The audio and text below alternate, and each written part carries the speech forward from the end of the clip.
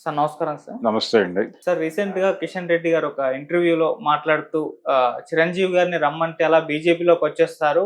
Just చిన్న వర్కే అన్నట్టుగా ఆయన మాట్లాడడం జరిగింది. సో, ఈ స్టేట్‌మెంట్ తర్వాత మళ్ళీ ఒక చర్చ జరుగుతుంది. అంటే మళ్ళీ చిరంజీవి గారు పొలిటికల్ ఎంట్రీ ఇచ్చే ఛాన్సెస్ ఏమైనా ఉన్నాయా? బీజేపీలోకి వెళ్ళే అవకాశాలున్నాయా? ఇప్పుడంతా సఖ్యతతో ఉన్నారు. కిషన్ రెడ్డి గారు కూడా ఇటువంటి స్టేట్‌మెంట్ ఇచ్చారు అని మాట్లాడుకుంటున్నారు సార్. మరి దీనికి మీరేం చెప్తారు సార్? అంటే చిరంజీవి గారు బీజేపీలోకి నేరుగా వెళ్లాల్సిన అవసరం లేదు. ఆయన బీజేపీతోనే ఉన్నాడు. ప్రస్తుతానికి బీజేపీతో ఉన్నాడు. ఆయన ఏ పార్టీలోను ఉండటానికి ఇష్టంగా లేడే. లో ఉండటం కంటే కూడా తో ఉండటమే బెటరు అనుకుంటున్నాడు ఆయన. అందుకని బీజేపీతో ఇప్పుడు కాదు, ఆయన 2014 నుంచి బీజేపీతోనే ఉన్నాడు ఆయన. దానికి పెద్దగా ఆశ్చర్యపడాల్సిన అవసరం లేదు. ఆయన గత ఎన్నికలకి ముందు బీజేపీ ప్రమోషనల్ ఇంటర్వ్యూలో ఆయన యాంకర్గా వ్యవహరించడం కూడా మనం చూసాం. ఇప్పుడు ఎవరైతే ఈ స్టేట్మెంట్ ఇచ్చారో కేంద్ర మంత్రి వారే కదా ఇప్పుడు ప్రకటన చేసింది, చిరంజీవి గారు ఎప్పుడు రమ్మంటే అప్పుడు బీజేపీలోకి వచ్చేస్తారు అని. సో వారినే వీరు ఇంటర్వ్యూ చేస్తూ దాన్ని ప్రమోషనల్ వీడియోగా మీడియాలో సర్క్యులేట్ చేయడం మనకు తెలిసిన విషయమే. కాబట్టి ఆ రోజున వారు ఒక అద్భుతమైన వాక్యం చెప్పారు చిరంజీవి గారు. ఏమండి, మీరు ఢిల్లీ వచ్చారు, మీరు ఎప్పుడు నా ఆఫీస్కి రాలేదు అన్నాడు ఆ పెద్ద మనిషి. అంటే లేదు లేదు, వేరే పనుల హడావిడిలో రాకపోయి ఉండొచ్చు, కానీ నెక్స్ట్ ఎలక్షన్ అయిపోయిన తర్వాత వస్తాను అన్నాడు ఆయన. అంటే ఎలక్షన్లో మరి ఏదైనా జరగవచ్చు కదా అన్నాడు ఈయన.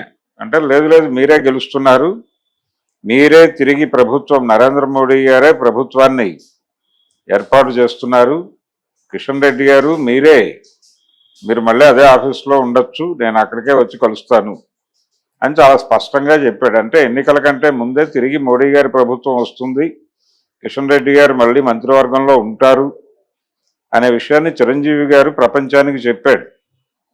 కాబట్టి ఇంకా ఆయన బీజేపీతో విడిపోయింది ఎప్పుడు? కాబట్టి చాలా సందర్భాల్లో నిజానికి పవన్ కళ్యాణ్ బీజేపీతో ప్రయాణం చేయటానికంటే ముందు నుంచే చిరంజీవి గారు బీజేపీతో ఉన్నాడు. ఇక్కడ అల్లూరి సీతారామరాజు విగ్రహావిష్కరణ సభకి కృష్ణ గారు బతుకున్న రోజుల్లోనే చిరంజీవిని ప్రభుత్వ అతిథిగా పిలుచుకున్నారు వాళ్ళు. అలాగే మొన్న చంద్రబాబు నాయుడు గారి ప్రమాణ స్వీకారం అనంతరం చంద్రబాబు కంటే కూడా చిరంజీవిని పవన్ కళ్యాణ్ని కలిపి ప్రపంచం దృష్టికి తీసుకెళ్లటం మీద నరేంద్ర మోడీ గారు ఎక్కువ శ్రద్ధ పెట్టారు. తను పరిగెత్తుకుంటూ వెళ్ళి చిరంజీవిని లాక్కొచ్చి పవన్ కళ్యాణ్ చిరంజీవి చేతులెత్తి ప్రజలకు అభివాదం చేసినటువంటి ఒక సన్నివేశం ప్రజల మనసుల్లో ఉంది. అలాగే నరేంద్ర మోడీ పట్ల తన భక్తిని, తన విధేయతని చాలా సందర్భాల్లో చిరంజీవి గారు చాటుకున్నారు. ఇంతకు ముందు అంటే ఇప్పుడు పురంధేశ్వరి గారి కంటే ముందు ఉన్నటువంటి భారతీయ జనతా పార్టీ ఆంధ్రప్రదేశ్ శాఖ అధ్యక్షుల వారు తరచూ చిరంజీవి గారి సలహాలు ఇక్కడికి వచ్చి తీసుకునేవారు, హైదరాబాద్ వచ్చి వారిని కలిసి. ఇలా రకరకాలుగా ఆయన బీజేపీతో ప్రయాణం చేస్తూనే ఉన్నారు. అయితే ఈ సందర్భంలోనే ఒక కొత్త వివాదాన్ని కాంగ్రెస్ పార్టీ వైపు నుంచి రైజ్ చేయడానికి ఒక ప్రయత్నం జరిగింది మీడియా వైపు నుంచి. ఆయన టెక్నికల్గా రాజకీయాలు వదిలేశాను అన్నాడు, కానీ టెక్నికల్గా ఆయన పార్టీకి రిజైన్ చేయాల. కాంగ్రెస్ పార్టీకి రాజీనామా చేస్తూ ఒక ప్రకటన విడుదల చేయటం లాంటి కార్యక్రమం మామూలుగా జరుగుతుంది, అది జరగల. ఆయన మౌనంగా కొంతకాలం ఉన్నారు. నేను రాజకీయ సన్యాసం చేశాను అని అన్నారు ఒక సందర్భంలో. నేను సినిమా ప్రయాణం చేద్దాం అనుకుంటున్నాను, సినిమాల్లోకి రావాలనుకుంటున్నాను అని చెప్పాడు. ఖైదీ నెంబర్ 150 సినిమా అనౌన్స్మెంట్, ఆ ప్రయాణం అందరికీ తెలిసిందే. ఆయన కాంగ్రెస్ పార్టీకి రాజీనామా చేయలేదు కాబట్టి టెక్నికల్గా ఆయన ఇంకా కాంగ్రెస్ సభ్యుడే అని క్లెయిమ్ చేస్తూ ఒక వార్త సర్క్యులేట్ అయింది ఆ మధ్య. కానీ ఆయన ఎప్పుడో కాంగ్రెస్ని మర్చిపోయాడు. నిజానికి 2014 ఎన్నికలలో ఆయన కాంగ్రెస్ పార్టీ ప్రచార బాధ్యతలు భుజానేసుకుని ఆ ఎన్నికల వరకు నడిపాడు. ఆ ఎన్నికల్లో తెలంగాణలో ఏదో కొద్ది మేరకు ప్రభావాన్ని చూపించగలిగింది. ఆంధ్రప్రదేశ్లో అసలు పూర్తి స్థాయిలో ఆ పార్టీని పూర్తి స్థాయిలో పక్కకి నెట్టేశారు ఆంధ్ర ప్రజలు.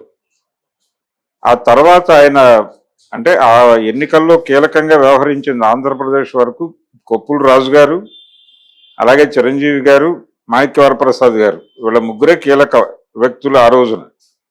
ఆ తర్వాత రాజుగారు ఎక్కడికి వెళ్ళిపోయారో తెలియదు, ఆయన ఎక్కడ కనిపించలేదు. ఆ తర్వాత మాణిక్యవరప్రసాద్ గారు ఆయన ప్రయాణం రకరకాలుగా నడిచింది. టీడీపీ, వైసీపీ, తిరిగి టీడీపీ అలా నడుస్తోంది ఆయన ప్రయాణం. అక్కడ లోకల్ రాజకీయ ప్రభావాలలో ఆయన ప్రయాణం నడుస్తోంది. ప్రస్తుతం తెలుగుదేశంతో ఉన్నాడు ఆయన. ఇది ఆయన కండిషన్.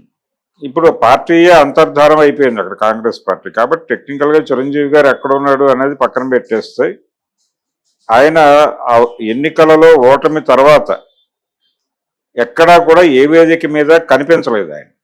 ఎన్నికల ఫలితాలు వెలువడిన మరుక్షణం నుంచి ఆయన రాజకీయ వేదికల నుంచి అంతర్ధానం అయ్యాడు. అంతర్ధానం అయిపోయిన తర్వాత ఆయన రాజ్యసభ గడువు ముగుస్తోంది, చివరి సమావేశాలు. ఈ సమావేశాల్లో చిరంజీవి గారు పాల్గొని తన పొలిటికల్ కెరియర్కి ఒక గౌరవప్రదమైనటువంటి ముగింపు పలుకుతారు అని చెప్పి చాలామంది ఆశలు పెట్టుకున్నారు, మాట్లాడారు, పేపర్లలో రాశారు. చిరంజీవి గారు ఇవేవీ పట్టించుకోలేదు. ఆయన తన చివరి సెషన్కి కూడా రాజ్యసభకి హాజరు కాలేదు, వదిలిపెట్టేశాడు అంతే. నేను ఇంక రాజకీయాలు వద్దు అనుకున్నాను దట్స్ ఆల్ అన్న పద్ధతిలోనే వ్యవహరించాడు. కానీ తెర వెనక రాజకీయాల్లో ఆయన ఉన్నాడు. ఆయనే ఒక సినిమాలో డైలాగ్ చెప్పుకున్నట్టు, నేను రాజకీయాల్లో లేను కానీ రాజకీయాలు నా చుట్టూ తిరుగుతున్నాయని ఒక సినిమా డైలాగ్ పెట్టారు ఆ మధ్య. నిజంగానే ఆయన చుట్టూ రాజకీయాలు తిరుగుతున్న సందర్భాలు చాలా సార్లు కనిపించింది, మనకు విజిబుల్గానే ఉంది అది. అందుకని బీజేపీతోనే ఉన్నాడు ఆయన, బీజేపీలోకి వెళ్ళడు. అది కిషన్ రెడ్డి గారు పిలిచినా వెళ్ళడు. కిషన్ రెడ్డి గారు ఏదన్నా ఈ పని చెయ్యాలి అంటే దాన్ని డెఫినెట్గా సుగ్రీవాజ్ఞగా స్వీకరించి ఆ పని చేసి పెట్టడానికి చిరంజీవి ఎల్లవేళలా సిద్ధమే. చిరంజీవితో పని చేయించుకోవాలంటే భారతీయ జనతా పార్టీ ఇదే ఇన్ఫ్లుయెన్స్ని సమాజం మీద కొనసాగించాలి. సమాజం మీద భారతీయ జనతా పార్టీ ఇదే ఇన్ఫ్లుయెన్స్ని కొనసాగించినంతకాలం చిరంజీవి ఆ పార్టీకి అండగా నిలబడి తీరుతాడు. ఆ ప్రభావం ఆ పార్టీ కోల్పోయింది అన్న తర్వాత ఆయన ఆ పార్టీకి సహకరిస్తాడా లేదా అనేది చెప్పే అవకాశం లేదు. ఆయన స్టాండ్ మార్చుకునే అవకాశం దొరికితే స్టాండ్ మార్చుకుంటాడు. ఫ్లెక్సిబుల్ చిరంజీవి. అందుకని ఆయన మధ్యలో పవన్ కళ్యాణ్ 2014 ఎన్నికల తర్వాత 19 ఎన్నికలకి ఆయన స్టాండ్ మార్చి లెఫ్ట్తో ట్రావెల్ అయ్యి కొంత కేంద్ర ప్రభుత్వం మీద, నరేంద్ర మోడీ మీద, చంద్రబాబు మీద తీవ్రమైన విమర్శలు చేస్తున్న టైంలో కూడా చిరంజీవి గారు స్టాండ్ మార్చలేదు. ఆయన అలాగే నిలబడి ఉన్నాడు. సోము వీర్రాజు గారు ఎప్పుడు తన దగ్గరకు వచ్చినా కానీ ఆయనకి సలహాలు, సంప్రదింపులు అన్నీ ఆయనే చేశాడు. ఆంధ్రప్రదేశ్లో ఎవరిని తీసుకోవాలి, ఎవరిని వదిలేస్తే బెటరు లాంటి సంప్రదింపుల వ్యవహారంలో సోము వీర్రాజు ఎప్పుడు వచ్చినా తను ఆయనతో కూర్చుని మాట్లాడాడు. కాబట్టి అంత సాన్నిహిత్యం ఉంది భారతీయ జనతా పార్టీతో ఆయనకి. చిరంజీవి గారు ఆయన లోపలికి మాత్రం వెళ్ళడు, లోపలికి వెళ్ళడు. కానీ బీజేపీతో ఆయన ప్రయాణం